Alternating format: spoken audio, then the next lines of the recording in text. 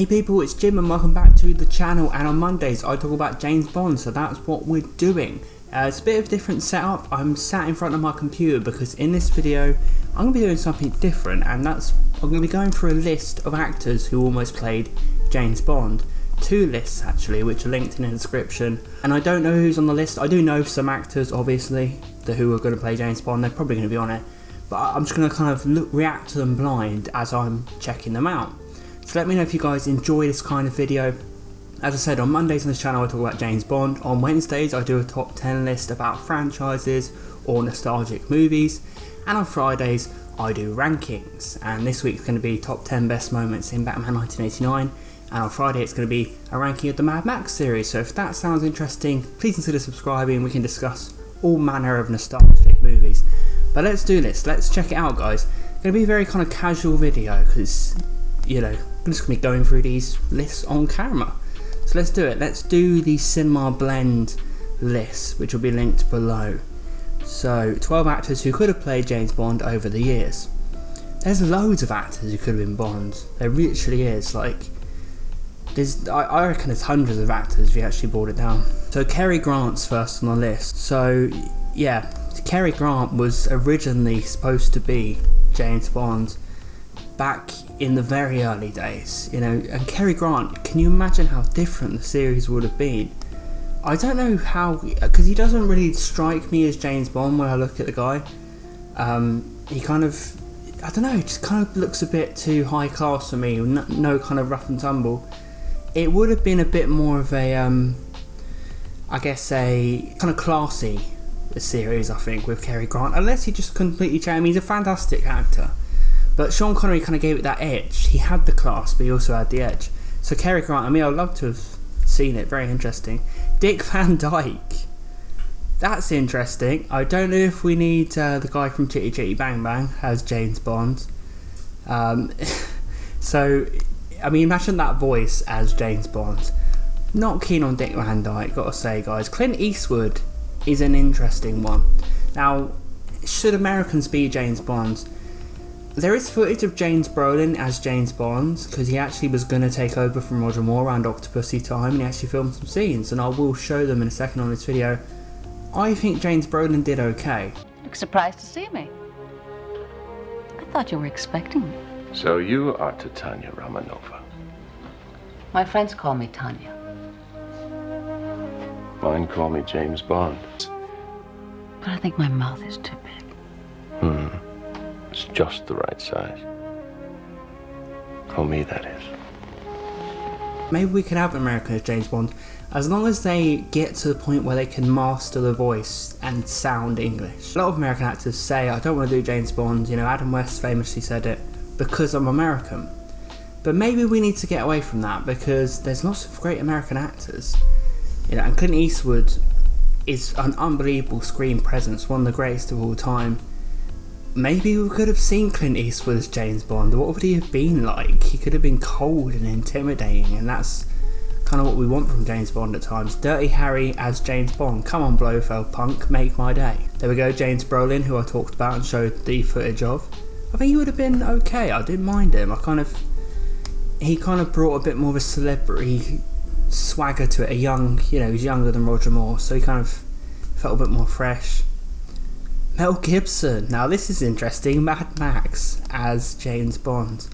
So eventually shift over to films like Lethal Weapon. He rejected the idea because he wasn't at all interested, which was better off for the studio because Albert Broccoli was not convinced he'd be a good fit, and the role eventually opened for Timothy Dalton. Wow, like they were considering it back in the 80s when he was doing Mad Max. I wouldn't necessarily link Mel Gibson to James Bond. Why I think he works so well in Mad Max, ironically I'm ranking Mad Max on Friday, I've been watching a lot of it recently, is he's kind of a silent assassin.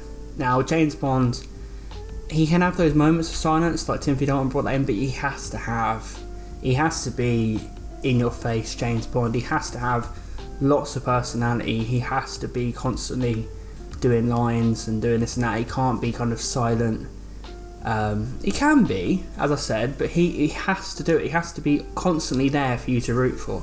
And Mad Max was kind of what you rooted for, was the kind of calculated kind of mystery of the character. James Bond doesn't really have any mystery. He needs to be kind of an in-your-face character.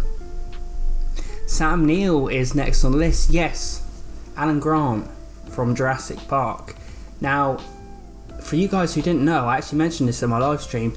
Sam Neill has some footage of James Bond as well. He was going to take over around the time of the Timothy Dalton era. Now, I said in this live stream, I would have, if I had to have, because I love Timothy Dalton, so if I could have either Sam Neill or Dalton, but I could only have the Living Daylights and License to Kill, I'd have Sam Neill do the Living Daylights and Timothy Dalton do License to Kill, because I think he's great. There is footage of him on YouTube, which I'm now going to include. So you're Tatiana Romanova. My friends call me Tanya.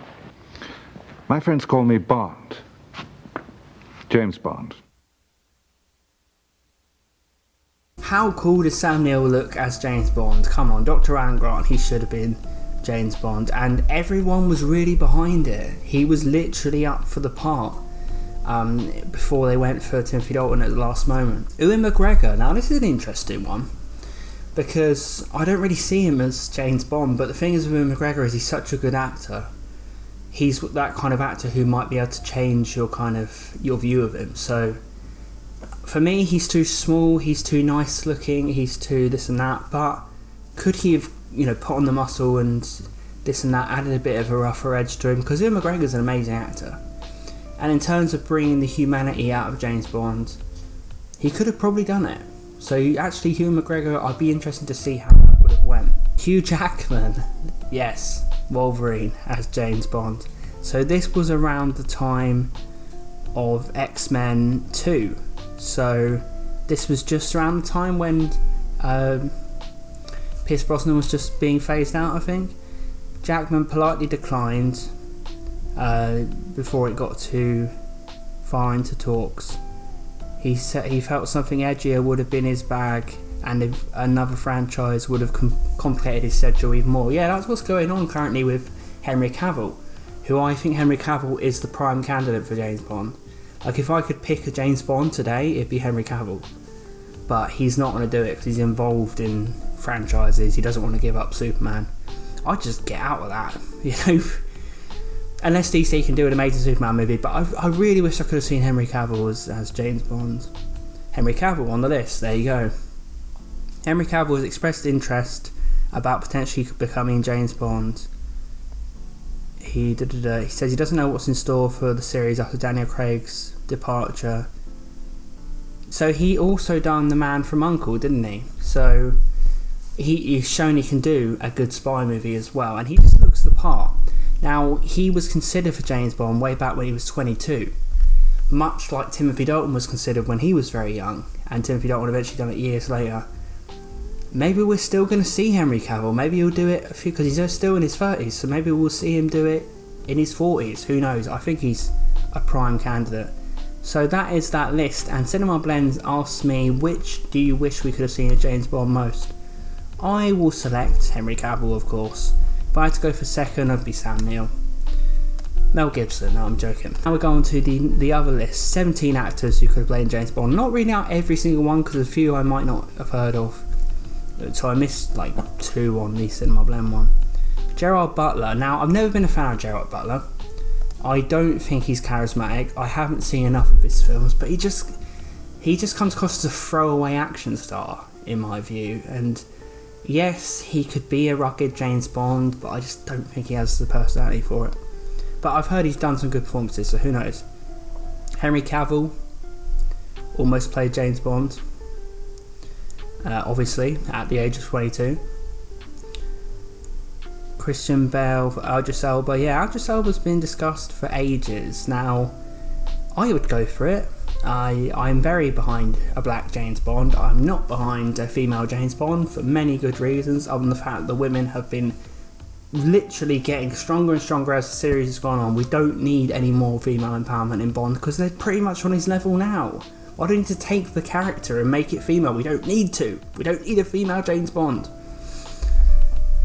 Idris Elba, you know what? He would be so tough looking and rugged looking as Bond, and he's charming, he's charismatic, he's handsome. Idris Elba would be great. He's a little too old, which is the problem. That's why I think he's not getting selected. He's been approached, but I think he's too old. He's properly in his 50s, I think. Roger Moore started at 43, I think. Michael Caine, back in the 60s, was considered for the role of Bond. If we could have Jack from Get Carter, smug arsehole. I think he'd be a bit too smug. I've always thought of Michael Caine as a smug James Bond, like too smug, too arrogant, too annoying. It works for Michael Caine, but it wouldn't work for James Bond. Like imagine the character from The Italian Job as James Bond, just such a little shit. Sean Bean almost took over the role from Timothy Dalton. Now Sean Bean is an interesting one. I would definitely have cast Sean Bean as James Bond, but then we got him in GoldenEye, didn't we? Where he played Pierce Brosnan's ex-friend, another MI6 agent, 006, and he does do a bad guy, and he was really good. He was kind of like Bond looking in a mirror at what he could have become. So Sean Bean technically played James Bond, but he technically played an evil James Bond. As the actual James Bond, I'll go for Sean Bean any day. Brilliant actor. But I don't know if I take away what we got in GoldenEye, so let's go for who we got. Tom Selleck, wow. Despite having all the right physical characteristics to play Bond, as well as a suave leading man presence, Magnum PI's Tom Selleck wasn't least bit interested in the role of James Bond. I don't want to play a guy like that. Get rid of the moustache and I might be able to consider it. All I see with Tom Selleck is the moustache. Same with Burt Reynolds, it's all I ever see is the moustache. Shave it off and we might have a talk. Christian Bale passed on Bond because he had enough of playing a hero. Christian Bale was approached to the role of 007, but he turned it down. This is so intriguing. I reckon every actor in Hollywood has been approached at some point to be James Bond or Batman. It's always Bond or Batman. After playing Bruce Wayne or Batman, wow, this was after the Dark Knight trilogy. My days of playing a hero are over, yeah. Christian Bale, I think he's a bit too...